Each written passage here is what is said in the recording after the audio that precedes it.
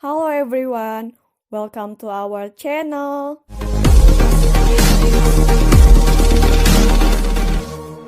Don't forget to like, comment, and subscribe. We are from a group of 8, a course of Pengembangan Masyarakat Global. Let me introduce our supporting lecturer is Dr. Miss Ratna Puspitasari MPD. And let me introduce our group. The first is Adeyeni Puzianti. Second is Khia Rotunisa. And the last is Khairina. Happy watching and studying. So, stay tuned.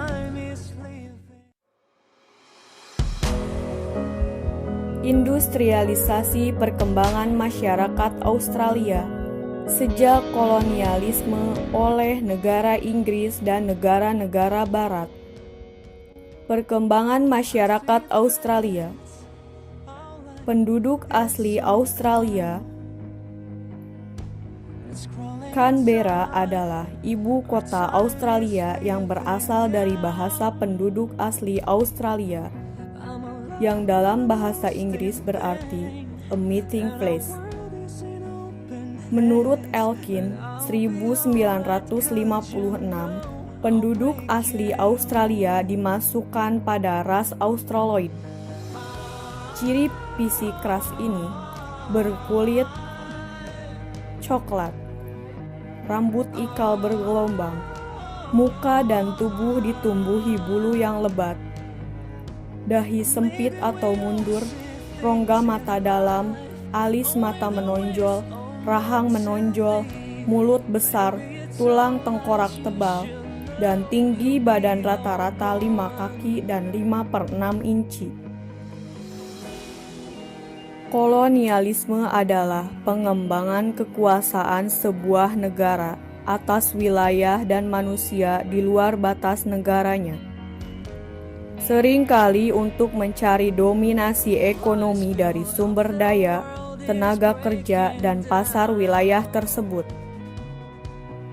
Kolonialisme tertua di Australia yaitu Tasmania. Masyarakat dari Tasmania ini merupakan campuran penduduk bebas atau free settler dan narapidana atau convicts. Letnan Gubernur pertama yang berkuasa atas seluruh Tasmania adalah Kolonel Davey dari 1813 dan 1817. Pada masanya, Gubernur Davey berhasil menjadikan Tasmania bersuasembada. Bahkan banyak hasil-hasil pertanian Tasmania dikirim ke Sydney. Davey kemudian digantikan oleh Kolonel William Solar.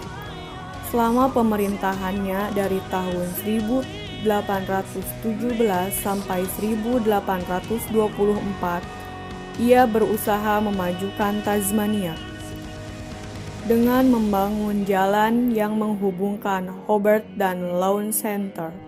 Pada masa Solar, Tasmania sudah berhasil mengekspor gandum. Pada tahun 1824, Solar digantikan oleh Kolonel George Arton. Victoria. Sebelumnya Victoria termasuk di wilayah New South Wales. Pada tahun 1803, Letnan Kolonel Collison ditugaskan untuk membuka daerah pemukiman baru di Sorrento di Teluk Port Phillipine. Namun pemukiman ini hanya didiami beberapa bulan oleh Kolonel Collins karena tidak memenuhi syarat untuk didiami dan mereka pindah ke daerah Tasmania. Berdasarkan Australia Colonials Government Art District Fort di Filipina dipisahkan dari New South Wales dan diganti nama menjadi Victoria yang berdiri sendiri menjadi mandiri pada tanggal 1 Juli 1851. Victoria semakin berkembang setelah ditemukannya emas di Bendigo dan Ballarat dan akhirnya terjalin demand emas atau gold rush yang akhirnya menjadi dasar perkembangan industri di kemudian hari. Koloni Australia Barat.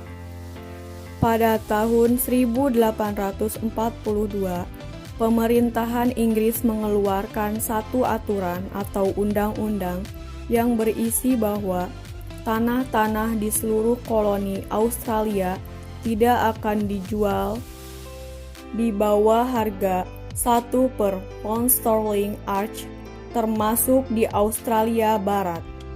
Peraturan itu menyebabkan para imigran enggan memasuki Australia Barat, sebab orang akan lebih tertarik membeli tanah di daerah pantai timur atau tenggara Australia daripada di bagian barat, sebab tanah-tanah di sana relatif lebih baik.